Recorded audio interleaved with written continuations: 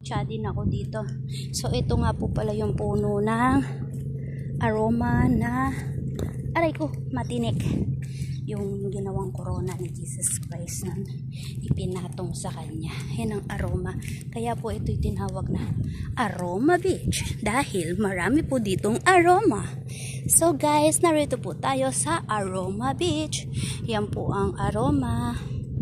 Alam niyo ba na ang aroma ay isang napaka bagsik na gamit, pamarusa. Yan, pamarusa sa mga taong nararapat lamang parusahan. Pamarusang kanan. Yan po, kami po ay papasok na.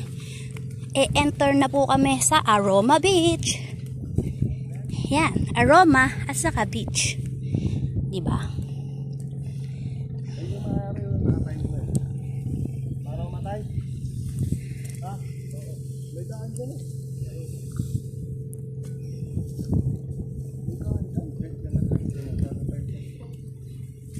So guys, lulusong na sila dito.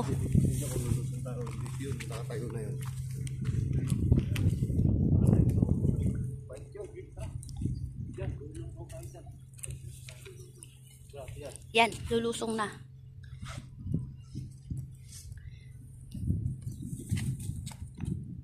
Saan ba kayo mga ngapat?